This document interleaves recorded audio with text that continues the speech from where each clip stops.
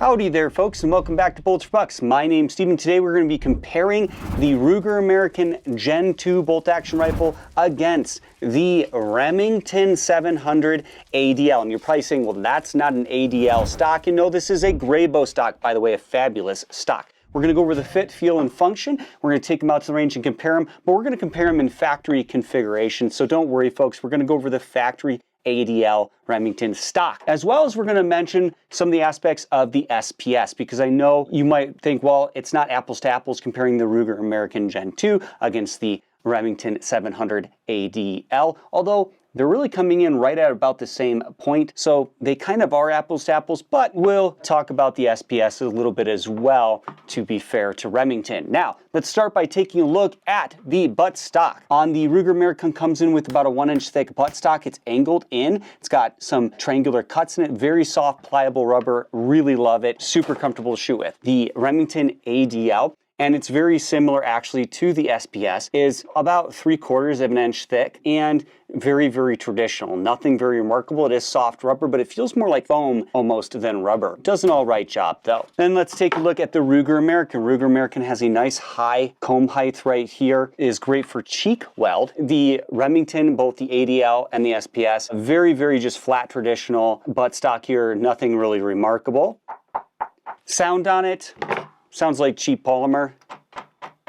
Both of them sound relatively like cheap polymer. The Ruger American has a slightly different sound to it, and it has a beautiful splattered paint job on it. Gives you nice grippy texture. Also has removable spacers so you can adjust length of pull. The Remington does not. Ruger has a recessed rear sling swivel stud. Remington has a sling swivel stud, but it's not recessed. Coming forward, you have a very traditional grip here, some like texturing or almost like stippling. I don't want to say it's stippling, but it's kind of similar in the palm. Very unremarkable. On the Ruger American, you have some more aggressive or molding in the polymer. A little bit more grippy, but nothing super remarkable either. Then coming forward down the fore end of the stock, Ruger American kind of has like this large groove in it, so you can really get a small hand in there and get a good grip. Lots of like texturing, front sling swivel stud, barrel's fully free floated. On the Remington, just very traditional. It's got some texturing as well, but no like shelf for your fingers, front sling swivel stud. It's not really free floated. On the SPS, it might be. On the ADL, there are like pressure points right here. I think that even though they might say that aids in accuracy and there might be a reason for it, I disagree. Should be free floated. Front forend on the SPS and ADL is actually very stiff. It's got ribbing down the center of the stock, recess for the front recoil lug, and it's metal pillar bedded, at least in the front on the Remington. And on the ADL, there's no floor plate that you can open, and there's no box magazine system or anything like that. It's enclosed. On the Ruger, this has a lot more reinforcement down the fore end, more rigid, basically no flex, a lot better than the Gen 1 Ruger American. It has metal V-block bedding in it. It goes all the way through too, by the way, and that goes into recesses in the bottom of the receiver. I really like that bedding system. At first I wasn't super fond of it, but I am more and more every day. It works great for repeatable accuracy. But both the Ruger American and the Remington have great bedding systems, and you cannot deny that Remington has been used for decades for competition shooting, and that bedding system or receiver design is plenty good. So both the V-block bedding and the front recoil lug of the Remington, both tried and true, both very good. Let's take a look at the Ruger's magazine system. It has a separate piece of plastic that actually goes into the bottom here, like this. Has a little lever right here that's your mag release, and then it can take AICS pattern mag. What I don't like is that the release lever for the mag is very small. Also, you have to remove the roll pin and remove that really to get to the rear action screw, which is kind of a pain. You have to have the bolt basically back to load a loaded magazine easily. If not, you kind of really have to struggle with seating it and kind of really push up hard. It doesn't want to really seat without the bolt back, which I think is a negative. Some people would argue that's just fine and acceptable. Let's go ahead and talk about the trigger guard. The trigger guard on the ADL model of the Remington is polymer, but it's a separate piece from the stock, so if it breaks, you can replace it. You can see that right here. On the Ruger American, it's part of the stock, so if you break the trigger guard, you essentially should replace the entire stock. Also, the Remington SPS, you can get some magazine systems, floor plates, things like that, I believe in some other models. I absolutely despise and think it's despicable that they don't have a floor plate or detachable magazine in the ADL. I know that's how it was designed. I know it's been around for years, blah, blah, blah, but it's pathetic, okay? It's not keeping up with market demand, in my opinion. If you get a jam, getting it out of there is a pain in the butt. Getting a double feed's a pain in the butt because you can't just open up the floor plate. So just absolutely pathetic, and the stock itself is pathetic. Needless to say, basically the polymer on this doesn't even seem fiber reinforced, whereas the polymer on the Ruger American does, which means they put fibers into the polymer. It gives it a little more structural integrity. Now let's talk about the safety. So the safety on the Ruger American Gen 2 3-position, all the way rear locks the bolt in place. One forward you can operate the bolt, but you can't fire. All the way forward you can fire. That's a Tang safety. It's actually quite nice. It's got marked indicators on it as well in paint, so you can know if it's on fire. On the Remington, you got a little safety right here. It's just 2-position. It does not lock the bolt in place when on safe. Now coming down to the trigger itself, we have the trigger on the Ruger American is single stage, but it has a center blade much reminiscent of a Savage AccuTrigger, and this is the Marksman Pro trigger, I believe, from Ruger. It's curved trigger blade. Breaks very crisp and clean, single stage.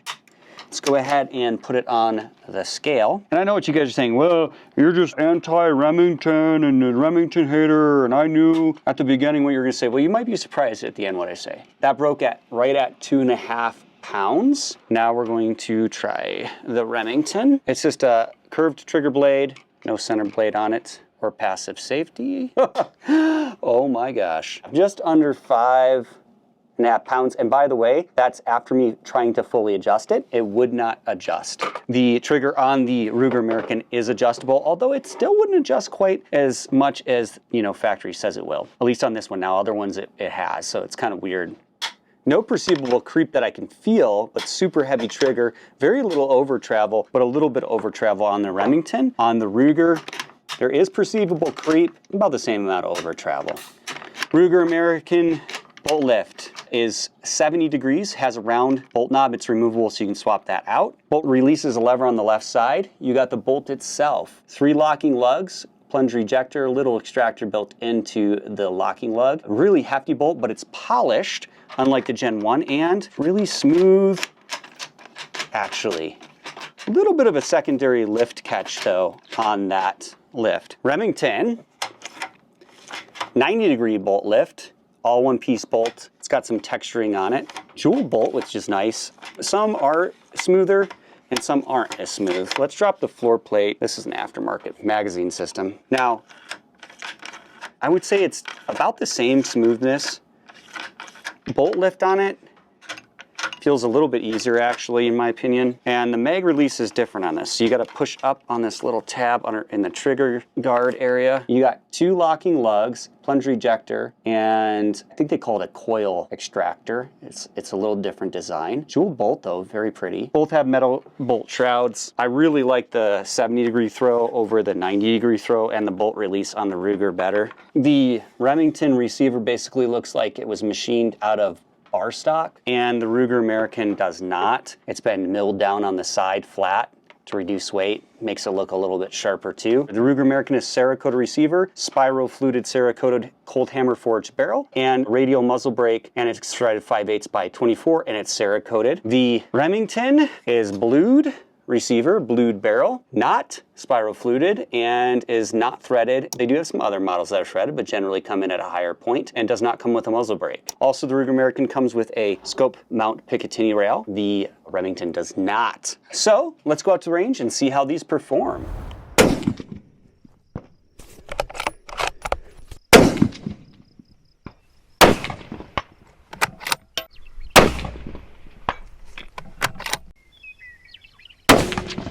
All right, now that we're back from the range, let's go over this. So I was really shocked. The Ruger did not shoot as good out of the box as the Remington 700. The Remington 700 shot lights out. With factory ammunition out of the box, easily capable of half MOA at 100 yards. However, the Ruger Gen 1s I've had shot just as accurate, and I think the sampling size is way too small to definitively say that the Remington 700 is going to shoot more accurately out of box than the Ruger American Gen 2 will. I think the sampling size is way too small. I think it's going to depend on rifle to rifle and ammunition to ammunition. I think they're both easily capable of half MOA, even with factory ammunition and a good shooter. That said, and it did surprise me how well, even with an insanely heavy trigger that's horrible and a horrible stock, how well the Remington 700 shot. Let's go over some of just the basic specs, and then we're going to talk about kind of the closing thoughts and my opinions on both rifles. The Ruger American comes in 3 versions, the Standard, the Ranch, and the Predator. This is the Standard, comes with a 20-inch barrel. It's spiral fluted, threaded 5/8 by 24, weighs 6.5 pounds, and in 6.5 Creedmoor's got a 1 8 twist, 3+1 round capacity. The Remington ADL in 6.5 Creedmoor comes in with a 24-inch barrel, 4+1 mag capacity. It's blued finish instead of Cerakoted like the Ruger. Comes in a weight of 7.25 pounds, so 3/4 of a pound heavier. So quite a bit heavier despite having less features and accessories included. 46.63 inches long, a little bit longer, and comes with a 1 8 twist. Let's go over the pros and cons now. So pros of the Ruger American: has a really soft, nice recoil pad, adjustable length pull with spacers, recessed sling swivel stud, nice comb riser on it, 3-position safety, 70-degree bolt throw with a changeable bolt handle or threaded wound bolt handle so you can swap that out. Trigger that's adjustable and lighter than the Remington. A Cerakoted receiver and V-block bedding, comes with a Picatinny scope base rail, threaded barrel, and it's got spiral fluting and a radial muzzle brake. And it can take AICS mags. The Remington ADL. Pros: still more aftermarket support probably as far as accessories or modifications. Tried and true receiver design. Jeweled bolt, shot very accurately out of the box. That's about where it ends. Now let's go over the cons of the Ruger American. Trigger didn't adjust quite according to factory specs. The magazine doesn't want to seat all the way when the bolt's forward very easily. I don't like lack of actual bottom metal. It's plastic, not bottom metal for one, and then the mag release lever is tiny. I don't like that it has an integral trigger guard. The Remington ADL, which I know this isn't the factory stock, this is the factory stock. Cons: cheap, chintzy, terrible, outdated stock.